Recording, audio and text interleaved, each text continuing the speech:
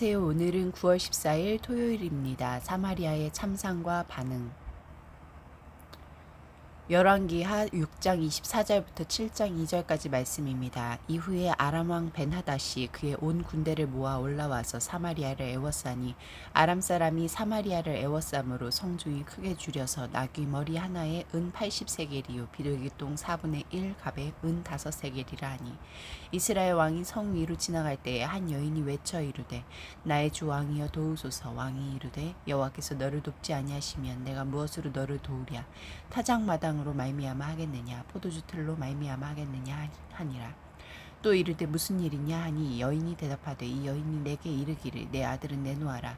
우리가 오늘 먹고 내일은 내 아들을 먹자 하매 우리가 드디어 내 아들을 삶아 먹었더니 이튿날에 내가 그 여인에게 이르되 네 아들을 내놓아라. 우리가 먹으리라 하나 그가 그의 아들을 숨겼나이다 하는지라.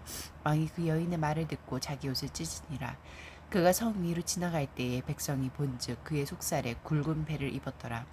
왕이 이르되 사밧의 아들 엘리사의 머리가 오늘 그 몸에 붙어 있으면 하나님이 내게 벌 위에 벌을 내리실지로다 하니라. 그때 엘리사가 그의 집에 앉아 있고 장로들이 그와 함께 앉아 있는데 왕이 자기 처소에서 사람을 보냈더니 그 사자가 이르기 전에 엘리사가 장로들에게 이르되 너희는 이 살인한 자의 아들이 내 머리를 베려고 사람을 보내는 것을 보느냐. 너희는 보다가 사자가 오거든 문을 닫고 문 안에 들이지 말라. 그의 주인의 발소리가 그의 뒤에서 나지 아니하느냐 하고 무리와 말을 할 때에 그 사자가 그에게 이르니라.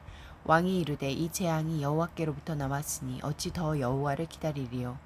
엘리사가 이르되 여호와의 말씀을 들을지어다.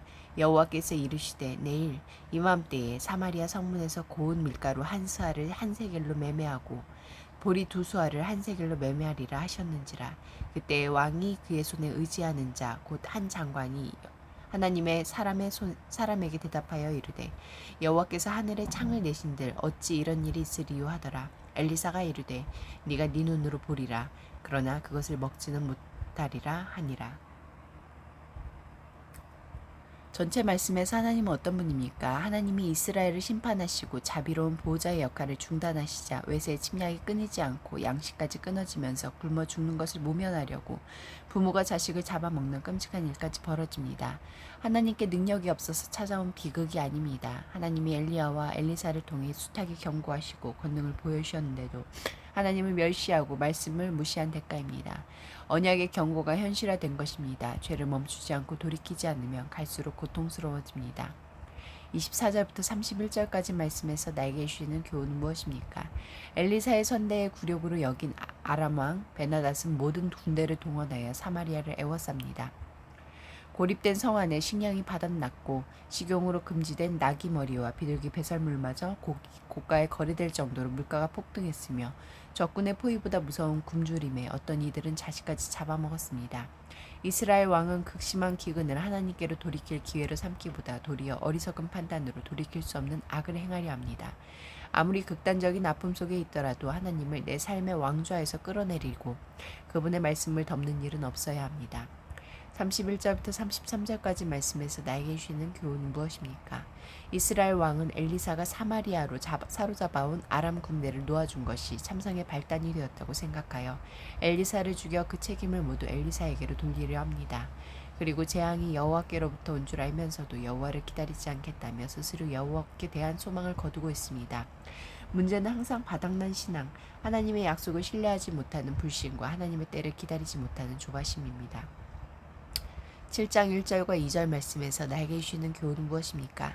엘리사는 왕에게 내일이면 사마리아에 곡식이 충분히 유통되고 아자에서 벗어날 것이라고 전합니다. 하지만 왕의 전력인 장관은 엘리사가 선포한 하나님의 공급이 불가능하다고 빈정거립니다. 희망을 꺾는 것은 말씀의 부재가 아니라 말씀에 대한 불신입니다. 믿음이 없으면 말씀이 주는 희망을 품을 수 없고 희망이 현실이 되는 것도 볼 수 없습니다. 기도하시겠습니다. 공동체를 위해서는 희망이 사라질 때도 하나님을 향한 믿음과 이웃에 대한 공감만은 지키게 하소서.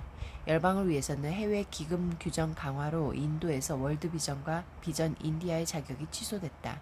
인도 내 NGO 규제가 완화되어 가난하고 소외된 사람들에게 적실한 도움이 지속되도록 함께 기도하시겠습니다.